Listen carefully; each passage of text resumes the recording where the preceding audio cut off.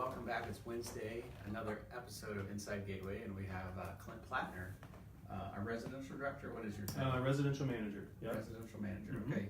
So explain that a little bit. What your day to day is. Probably different from every day, but just in general. So in general, my role is primarily supervising house parents, so giving feedback, giving guidance, answering questions, that sort of thing. Also hiring house parents, so part of it is recruiting.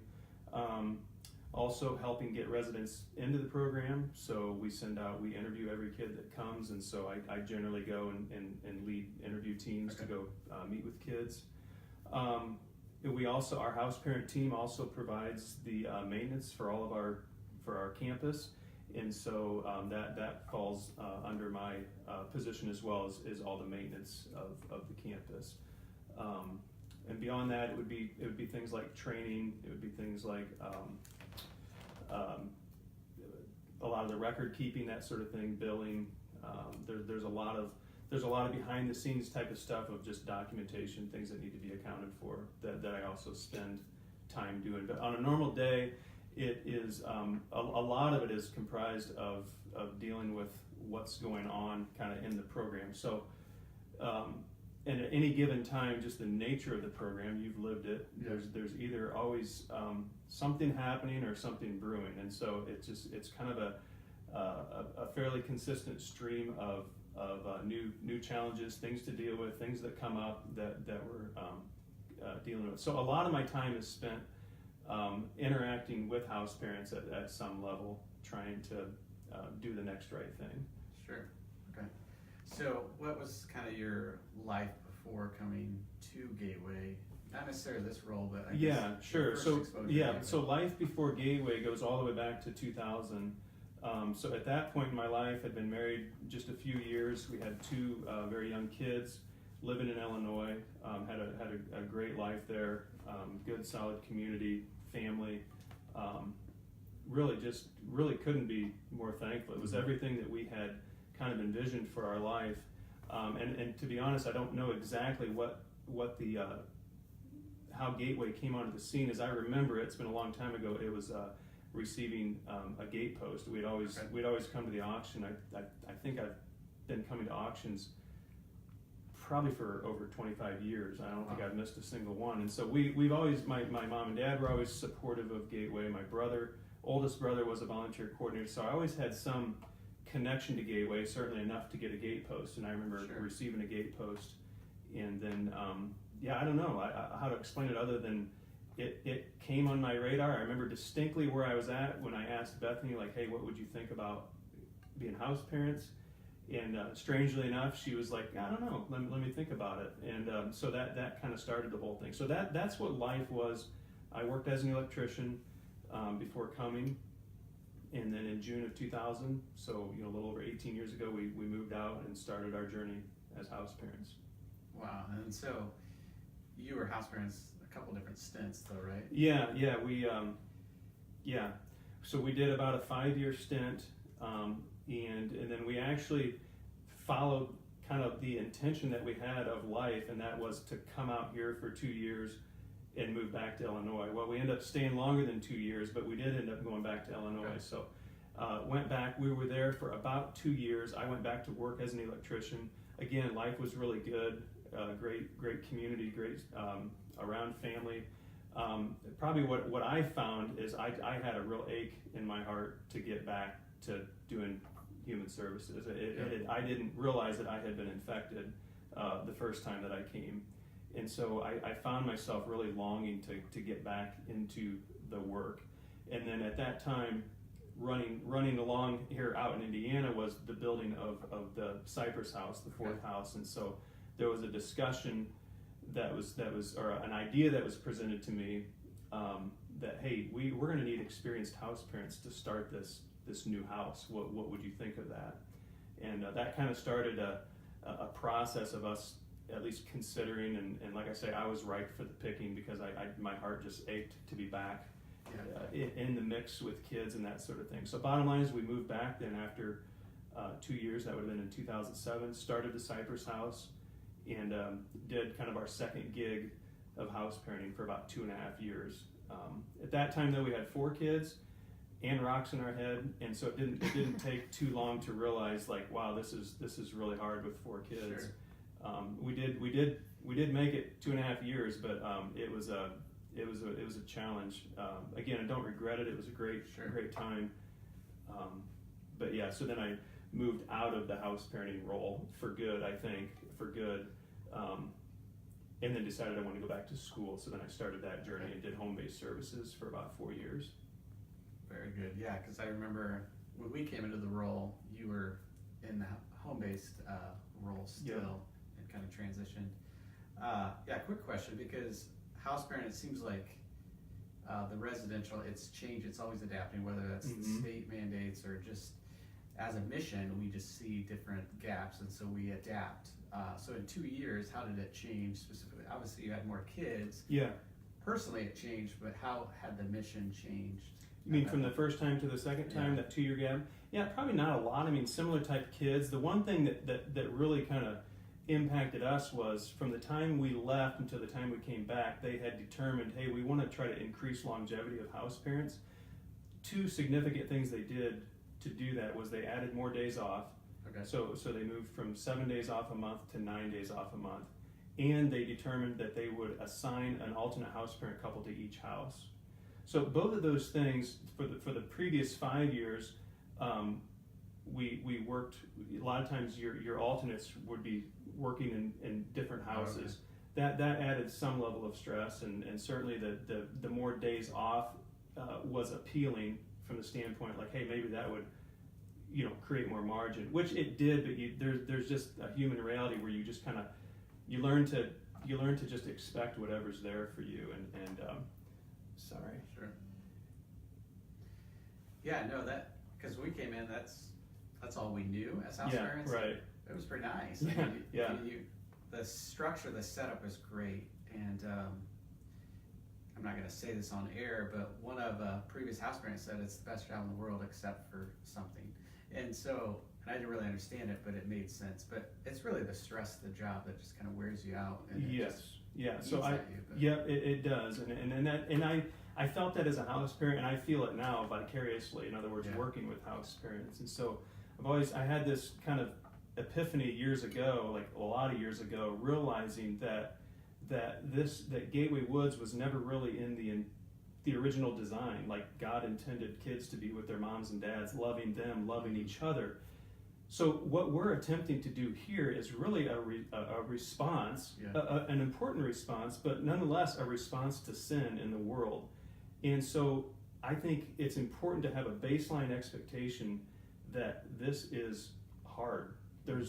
We have the word trouble written right into our mission statement. So it's like to be expected. So, and it's real. You've lived it. You're dealing with some really, really difficult situations that are highly emotional, that don't have easy answers, and it's always right in your face, because you're actually living it. You don't go home at night. You're in your home, and it's with you constantly. And that's it's a very meaningful part of the experience, but it's also a very difficult part of the experience. And I can say over a course of 18 years, in my estimation, that has not changed. That has remained, and it will likely remain that way. It's hard. So, as a manager of the residential, what are some of your goals, or like you would love to see happen, or are you pretty comfortable where the state of residential is? Well, there's for one, we have historically always struggled to have an adequate number of house parents. So that kind of continues. It's a very unique position. It takes a certain brand of crazy just to even consider something like that, because it is so unique. Keeping kids in the house is another challenge. So those things are just kind of like constant challenges. We work with such a unique type of kid. Because of our setting, we can't really work with violent offenders, for example. A lot of kids have that in their past, and so we get a lot of referrals every month of people that want to send kids here. The vast majority of them, we have to say, thanks, but no thanks, we're not able to serve. So those are challenges that we just kind of continually face. As far as goals that I have, one of the things that I found so meaningful as a house parent was what this journey did for me. I thought I mean, this is a cliche, but I thought I was coming to help other people, and through the course realized that God was using this in a fairly significant way to help mold and shape me and kind of impact me and cause me to have to look in the mirror. I still love that aspect. It's still true today, and so I get really excited when adults come, when house parents come, knowing that they're going to get kicked in the teeth, and I know that, but it's going to be really good for them. Hopefully, so that is one of my goals, is to try to create an environment to where that can still be their experience. That I'm not ever going to promise them that it's going to be easy, because it's not. In fact, I'll be upfront with them. However, it will be meaningful, and it will be impactful, and it will mature you if you allow God to let it mature you. So you'll grow in your marriage, you'll grow in your parenting, you'll grow in your relationship skills, you'll grow in all of these areas, and it's kind of a accelerated. It's kind of a wild ride for that period of time, but it's really good, and I get excited about that. And so that's one of my goals, is to try to create that environment so that people can still have that experience. Yeah, I love that, and I can testify to that as well. And I also love the community. Yeah, you're not alone. Yes, and I think a lot of times when we face struggles, we can become isolated, or Satan really tries to isolate us. Just dealing with Beth and just the health issues right now, it's like we're not isolated at all, because the church and just family and friends are just praying for us and just encouraging us, and it's awesome. Yeah, we feel it, and so I feel kind of guilty because people are like, "How are you doing?" I was like, "We feel your prayers, because we're feeling really nice and feeling good, and just praise God for that." And I think with house parenting, you have that community, you have that love and support, not only of the people that are in the trenches with you, but the people that have already done it in the past. This Gateway's been around for 40 plus years. There's nothing new under the sun here, and that brings me comfort. Yeah, and I would say you probably experienced, I know I did, but for a lot of families, this is the first time that they've experienced that type of close-knit community. And frankly, probably in other words, there's a uniqueness about house parenting that is it's so hard, and you're so closely connected. Everything we do is in teams. You do very little on your own, and so you develop these connections with people. There's just something about connections that are forged in fire that are really, really strong. So for a lot of people, it's almost kind of similar to like a high school experience. Like most people don't want to go back to high school, but they're like, there was some really unique and pretty cool things that was part of that experience. I think house parenting can be a little bit like that. Yeah, I was often joking with my wife, Beth, again, that nursing, I mean, if you sit around a table with nurses, they're speaking a different language. And it's like you feel it on the outside, no matter what. And the house parent, it's a similar thing. It's like you can just really go on and speak about experiences that other people just don't understand, but you can be that house parent. So, but seriously, it's just speak into the needs of our house parenting situation right now. Like you've mentioned, it's a struggle to fill those needs. So I guess what are some characteristics that you would look for? Just obviously a willing heart, and obviously God's kind of direction behind it. But what are some characteristics or some aspirations? As far as what I would be looking for, so we have two different types of house parents in the big picture. So one is we hire married couples. They generally have families, although that's not a requirement, but that's just generally what happens. And then we do have a team of single house parents, or they're typically single, but the assistant house parent position is generally a single person. So what I'm looking for is, number one, as it relates to the couples, we want them to be married a year, just for hopefully for obvious reasons. We want them to develop some resiliency and some knowledge about each other before they enter into this difficult, or this pressure. Beyond that, I mean, there's just kind of a reality too that there's only people only have. It turns out people have limits, and so there's only so much capacity that people have. So if somebody came to me and said, "Hey, we really love the idea of house parenting. We have 7 kids," I would probably say, get some kids out of the nest first, and then come back and talk to me. Like, focus your attention on them, because frankly, you're going to be too distracted. Somebody's going to, well, frankly, probably everybody's going to lose.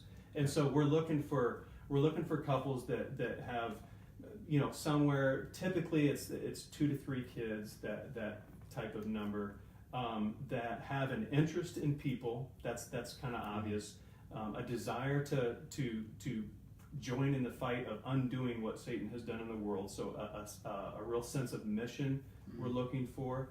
And then honestly, just a that they're just crazy enough to consider doing something that's really unique. So they got to be willing to kind of put a fly in the ointment in terms of what their life plan was. For a lot of people, house parenting was not in the script, and so they have to have a certain willingness to say, I'm willing to allow my life to be disrupted.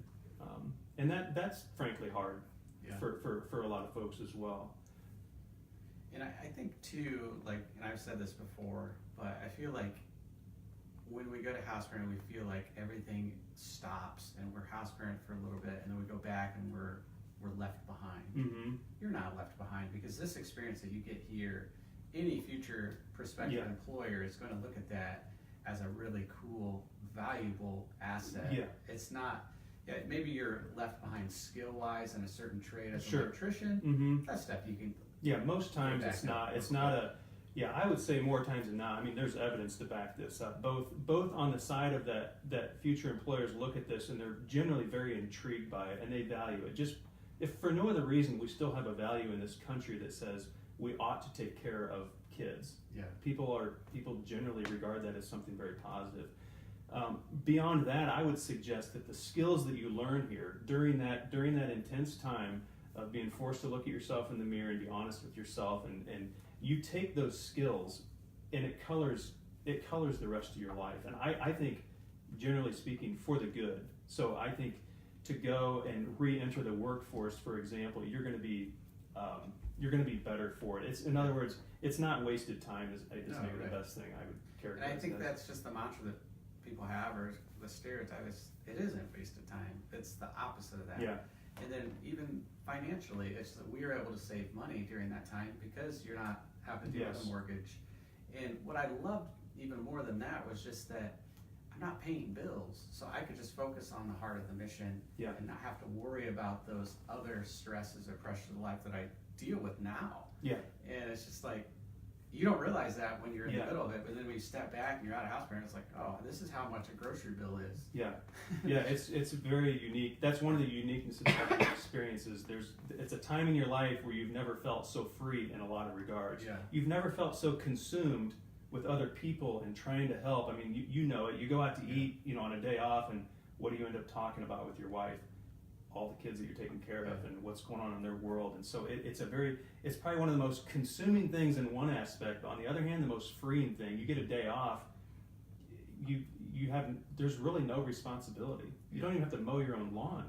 Yeah. So it's very unique in that regard. Yeah. I got a question from the audience here. Dustin Hodel wants to know, how has Gateway impacted your kids? Any good house parent kid stories from days of yore? Any good what? Any good house parent kid stories? Oh, house parent kid story. Well, I think, Dustin, to your question, I think house parent kids have it the best of anybody. They have it the best out of the adults. They have it the best out of the residents. It's like a great gig for them. They get a safe community. It's almost like they get a beautiful campus that's pretty wide open. They get a track to ride bikes on. The only thing missing is they have distracted parents. That's the only downside. Some of them don't care that much because they're of an age that they'd rather be out here forming up a bike gang, as you see them sometimes out here doing. But I would say that's about the only downside for them. They have a great community. They have friends. As far as house parent kids stories, oh goodness, I'd probably have to give some more time to that. There's some real doozies, though. I can tell you that, but none are coming to mind. Who were some of the other house parents at the time that you guys were house parenting that your kids would have had friends running around with them? Yeah, I mean, well, back in the, so I kind of divided up my house parenting in two. Way back in the day, it would have been like Tom and Jody Bauman and Chuck and Yomi Wiegand and some of those that had kids our age. So that little band of kids, the little terrorists, would be out there playing and making, playing in the mud and that sort of thing. They had a great time. And then the second time, it was more Jason and Joy and Kilgus and their kids. Our daughter Avery and Tyler had really fierce football games with Cooper and Connor Beer. It's documented. And so there's some really good memories that way of these kids that really formed a really unique and good friendship during that time. Yeah, I mean, that's the one thing I kind of regret is like our kids were young enough, they didn't get that to the fullest. It was a little more like, yeah, let's play with the other kids, but they weren't out there running and like you see some of these other kids. And speaking to that, obviously if you have 7 kids, that's pretty extreme, but later in life, because I think a lot of times house parenting is like you're first freshly married within the 5 years and you kind of your child rearing age, but that's not necessarily the case. Obviously Paul and Leanne, and there's some other examples where not necessarily empty nesters, but somebody that's had some experience to come back. Yeah, and that is, I mean, we would obviously love to talk to folks that are in that stage of life too. They obviously have life experience. They are, generally speaking, less distracted with raising young kids that require so much attention. It can be, I mean, just to be upfront, it can be more difficult if, say, you're in that empty nest phase. Now you come into an environment like this, you, in some ways, you kind of have to do some unlearning, which can be really difficult. So you have to plow some new neural pathways in your brain, which can be really hard when you get older. Because this style, what we're doing here, as far as trying to provide structure and discipline for kids coming from hard places, is frankly a whole different ball game than what they did raising their own kids. Still some very good transferable values, principles, skills. However, it's a different deal though too, and so that can be a challenge. But that said, they obviously, somebody in that phase of life that has that experience, brings something that hardly anybody else has. It's a really bizarre thing that for you and I, we learned how to parent teens on somebody else's kid, because when we were here, we were raising little kids, and so to have somebody that has some real life experience raising teens is a real asset. Yeah, no, very good. So what's one of your favorite aspects of your job? I think you've spoken to it a little bit, just dealing with people and kind of what God's teaching you. But. Yeah, so for whatever reason, I have this bent towards trouble, and I can't explain it. It's probably a disorder, but so I really do like solving problems. I love thinking through things. So if a kid is struggling, and in fact, I just came from a house here a few minutes ago where a kid was in a state of crisis. Like, I love that for whatever reason. I feel like, I don't know why, I kind of groove on it.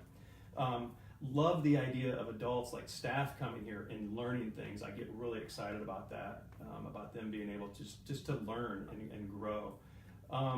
As far as, I still get super excited about kids that come, because I know what they're going to experience here, and I'm really enthused about that. And I know that they are going to get face to face with Jesus while they're here. They're going to see it, and they're going to have to interact with it.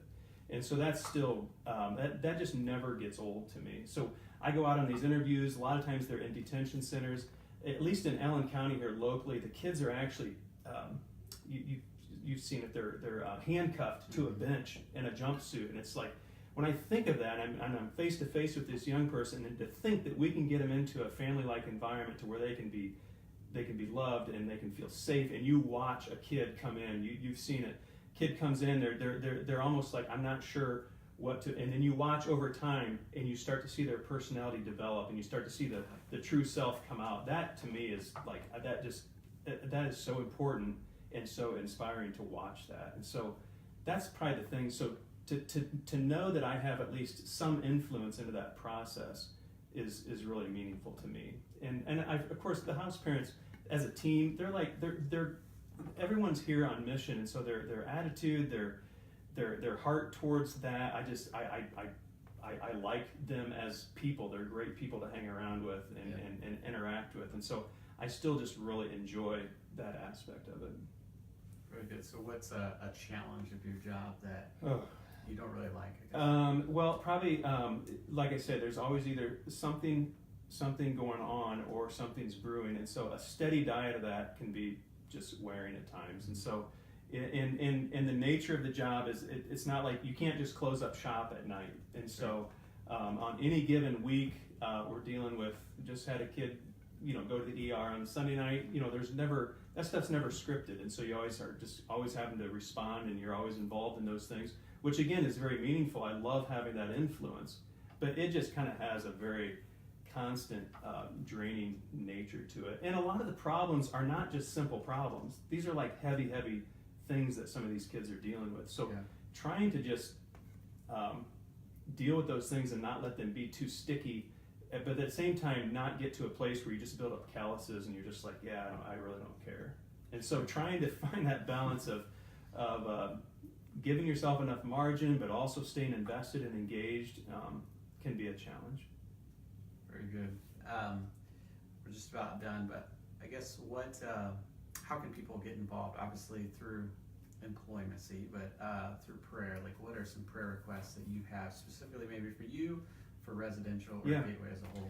Well, certainly just knowing that the couples are a lot of times at any given time are dealing with some really difficult things. Just prayer that they keep their wits about them, that they keep an attitude that's mission focused, that they can just endure distress many times. So and that the fact that they are distracted as it relates to their own kids is a very serious thing. And so I think I can say, like, I'll speak for myself, like my kids are better off for it, but it is a risk that's there. And so prayers just for like the kids, for the parents, for the families, that they're safe and that they're cared for.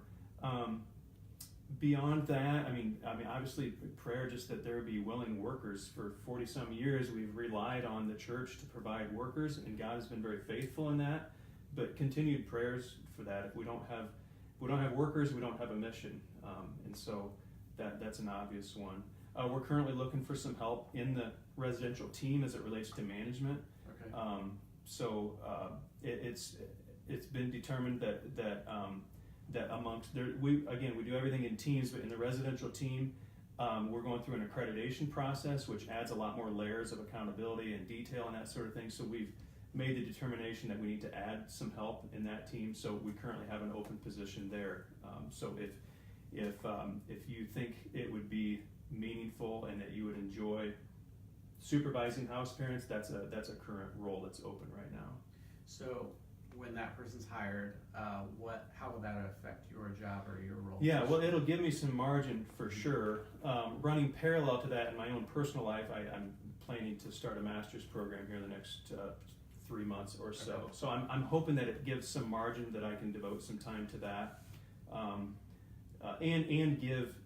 There are times I feel like house parents don't get what they need, and a lot of times I feel very distracted, and so I'm hoping that it'll provide some positive impact for that as well. And so this role, like what, full-time position? Yeah, full-time position. Yep. Are there any certain requirements? I can't remember. What did we say? It doesn't require a bachelor's degree. It does require, though, the state of Indiana requires that you have some experience working in a child caring institution. Okay. So, like, you could have a bachelor's degree, but you also need 1 year of child care, of working in a child caring institution. So say a former house parent. Former house parent would automatically qualify. However, if they have no degree, then they would need 4 years of experience. Okay. Yeah. A degree in social work? No, it doesn't specify any that. degree it just at all. says a bachelor's degree and 1 year experience. Okay. Yeah. Okay.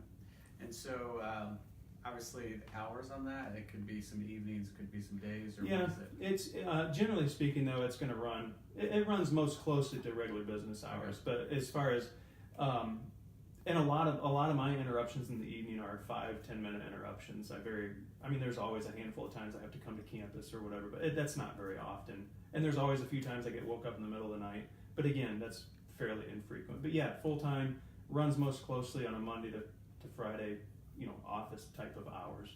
Single or married? Yeah. Yep. Very good. And that's house parent supervisor. Yep, house parent supervisor role, and it's on the website. Yeah. Very good. Anything else you want to add, or do you have We do have questions? some comments Okay. coming in. We have a couple former residents that say hi. Sierra Leone said hi. Oh. And Rebecca Taylor said she was your first resident. Yeah, she was, yes. And so I won't give her age, but she's older now and just had a baby. And so, hi, Becky. she'll always be our first resident, so no one else will ever take that spot, and so we think a lot of her and we love her. She did give you a compliment. She said, I definitely took some of your and Bethany's parenting skills, and she uses them today. Well, that's great. That means a lot to me.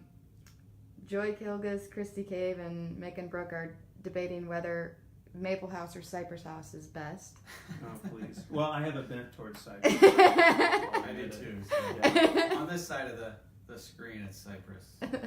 And Holly Klein chimed in too, and she said, you know that Joe and I learned more than we taught. We are now using those techniques on our own kids. Yeah, we worked with Joey and Holly for quite a long time, and Joe is a great friend, and Holly too, but love those relationships that you form are, well, I assume they're going to be lifelong, but they're very solid, so that's a really cool part of it.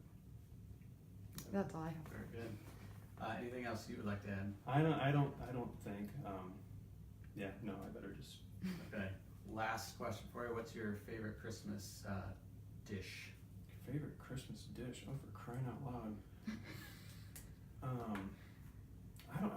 My mind we started this family tradition. I don't know how or why, but we always have waffles for supper on Christmas. So that's my favorite Christmas dish. Your immediate family, or Yeah, immediate family. Waffles with ice cream. Okay. Yeah. Like together or kind of Like together. Okay. Yeah. That sounds good. Yep. Reminds me of one breakfast that I would make. It was trying to think the term on it, but it was dessert pancakes. So basically, it was chocolate chip pancakes with whipped cream, chocolate syrup, and that might have been it. But it was very delicious. But it was definitely rich, and it was one of my meals that I would make. And I would tend, when the residents would leave, I would ask them like their last breakfast, what do you want? Mm-hmm. So that was one of them. Okay. And a couple others that they would generally pick. Nice. A lot of fun. So cool. So I've enjoyed this day and this time that we've had. Just really want to wish you a Merry Christmas and everybody else. And just keep praying for us. Specifically, we're talking about residential today. House parents, whether it's the assistant or the house parent families, we need that, and the house parent supervisor as well. It's just we need the people here to minister to the kids, and as former house parents, we can speak to just the growth that you will encounter, but more importantly, just the friendships that you'll forge, and just what Jesus will teach you on a day-to-day basis. And I was just add one, and not just it's relate. We've talked a lot about relationships with the staff, and that is absolutely true, and that's a really meaningful part. One thing that I've come to count as a privilege is having friends that of like former residents and even current residents. You get to know some really great kids. That too is a really cool part of it. Yeah, like what's softened the blow for me leaving house parent is I'm still in the office, and you do maintain those relationships with kids, or whether you become a mentor through the LARC program, whatever it is, or you see them at church. There's still opportunities outside of house parenting, and that's another thing I just kind of want to hit on is like a lot of house parents stay in the community, and I can't speak to everybody why, but it's again residual of that close. There's a sense of belonging. There's kind of an instant sense of belonging, and I think the residents feel that as well, or at least some of them do, and I think that's like so cool, because it's the same. In other words, we all want the same thing in life. We're not so different than in other words, we're more alike than we are different, and so that's a really powerful aspect of what we do, is provide that sense of community. So very good. Speaking of house parent kids, next week we have Hope Fisher, and so we need to kind of get her perspective as a house parent kid and see some of her reflection on that. So we'll see you next Wednesday. Thanks.